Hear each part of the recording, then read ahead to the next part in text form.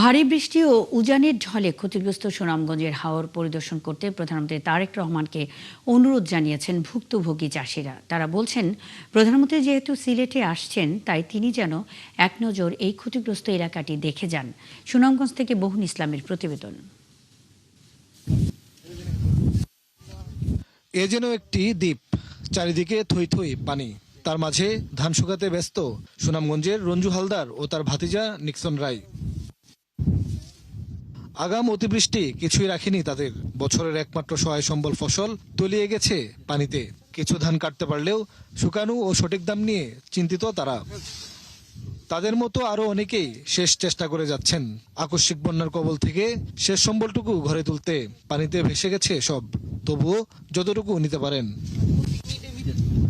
এরই মধ্যে এসব কৃষক ও কৃষানি শুনেছেন প্রধানমন্ত্রী তারেক রহমান আসছেন সিলেট। যদিও রাষ্ট্রীয় ভিন্ন কাজে সফর তার, তবুও তাদের অনুরোধ প্রধানমন্ত্রী যেন একবার এসে দেখে যান কি দুর্দশায় ভুগছেন তারা। 10 কেয়ার জমি করছিলাম, 2.5 কেয়ার মতো আনতেছি, আর সব পানি নিচে গেছে, তুলতে পারতেছি না। অবস্থা খুবই খারাপ। আমরা মনে করেন যে জমি করছিলাম এখানে প্রায় 2 আলের মাঝে আপনার 6 কেয়ার জমি তুলিছে এইদিকে, আর এইদিকে আপনার মনে করেন যে নিচে গেছে 2 কেয়ার জমি। চাই কি করবো, আমরা তো পাই না, খায় তো মনে বড় বড় লোকেরা, আমরা দিন মজুর, আমরা তো কোনো কিছু পাই না।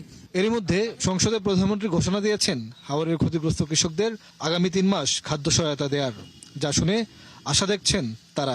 আমরা প্রধানমন্ত্রী আইলে তো আমরাও দেখতে পারি, আমরা আরো দেখতে পারি। আমরা কিভাবে আছি সুখে দুঃখে, জনগণের পাশে যদি সরকার না থাকে কি চলবে?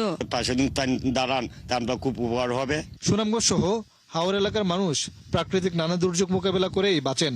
দুর্যোগের এই সময়ে প্রধানমন্ত্রীর সিলেট সফর আশা দেখাচ্ছে তাদেরকেও।